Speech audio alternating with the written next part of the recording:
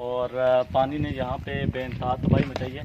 اسی طرح اگر دیکھیں تو اس سائڈ پہ بھی یہ پوری بستی جو ہے تقریباً حاجی یعقوب صاحب کے بقول 300-350 گھر بالکل منہدم ہو گئے ہیں۔ اور اس سائڈ پہ اگر دیکھیں آپ وہ سامنے بالکل تو وہ ابھی بھی پانی کے نشانات وہ اتنے ہیں کہ کم از کم بندہ بیچ میں ڈوب جاتا ہے، تقریباً 8-10 فٹ تک پانی یہاں پہ جو یکدم آیا ریلا تو اس کی نظر ہو گئے یہ بندے۔ تو الحمدللہ ویسے جانی اتنا زیادہ نقصان نہیں ہوا، تو بقول ان کے کہ 4 بندے یہاں پہ جو ہے وہ جانی ان کا نقصان ہوا ہے، تو باقی ان لوگوں کا بچہ کچھ نہیں ہے۔ تو ہمیں چاہیے کہ ہم مسلمان جو ان کے ساتھ بڑھ چڑھ کے تعاون کریں۔ اس سائڈ پہ بھی اگر دیکھیں تو بالکل یہاں تک پانی آ رہا ہے، یہاں تک یہ اگر بندہ اس کے نیچے کھڑا ہو تو یہ کافی ہائٹ بنتی ہے، یہاں تک تو ابھی بھی یہ نشانات ہیں پانی کے، بلکہ اس کے ٹاپ تک ہیں، لیکن یہ ابھی یہ گلی دیوار ہے تو ابھی تک سیم اس میں۔ اللہ کے عذاب کو دعوت مت دو، اللہ کا عذاب بڑا سخت ہے۔ وہ تصور بھی نہیں ہوتا کہ انسان وہ گھیرے میں آ جاتا ہے۔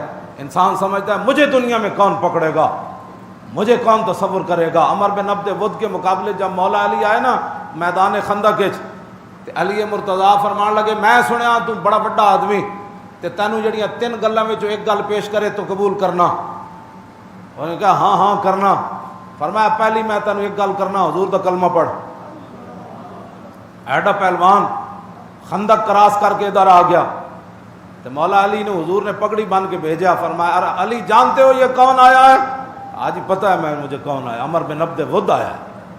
تو علی مرتضیٰ کے سامنے کھڑے ہو کے دوسری فرمایا واپس چلا جا، ہمارے نبی کی دشمنی میں یہاں سے بچ جائے گا، نکل جا یہاں سے، میدان چھوڑ کے بھاگ جا۔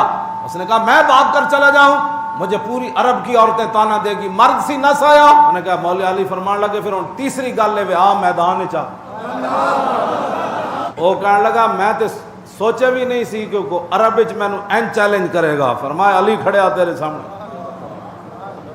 مولا علی وڈ دیتا تے وڈن تو بعد نا سبل الہداج امام نے شعر لکھے، فرمایا مولا علی جدوں انہوں وڈ دیتا نا تو پھر این کردیاں واپس آیا جا۔